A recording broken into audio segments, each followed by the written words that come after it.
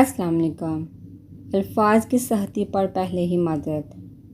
آج ایک عورت کو کوٹھے پر بیٹھنے کی ضرورت ہی نہیں ہے، ایک مرد کو کوٹھے پر جانے کی ضرورت نہیں ہے کیونکہ موبائل ہاتھ میں ہے۔ ایک عورت گھر بیٹھے اپنے کئی یار بنا سکتی ہے، ایک مرد کئی عورتوں کو موبائل پر اپنی رکھیل بنا سکتا ہے۔ عورت سے پوچھو بڑے فخر سے کہتی ہے، میرے سوشل میڈیا پر بہت سارے فرینڈز ہیں۔ انگلش میں فرینڈز بولنے سے اردو کا مطلب نہیں بدل سکتا۔ زبان کے ہیر پھیر سے آپ اپنے کرتوت نہیں چھپا سکتی۔ اور مرد سے پوچھو اپنے یاروں میں بیٹھ کر بڑے فخر سے بتا رہا ہوتا ہے، یہ بھی رکھیل ہے، وہ بھی میری رکھیل ہے۔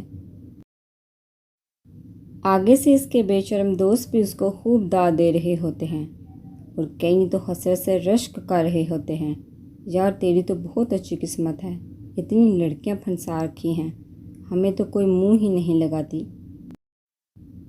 ایک مرد سے مرد کا یارانہ فطرت ہے، ایک عورت کا عورت سے یارانہ فطرت ہے، لیکن عورت مرد کا آپس میں یارانہ سراسر بے غیرتی ہے اور فطرت کی خلاف ورزی ہے۔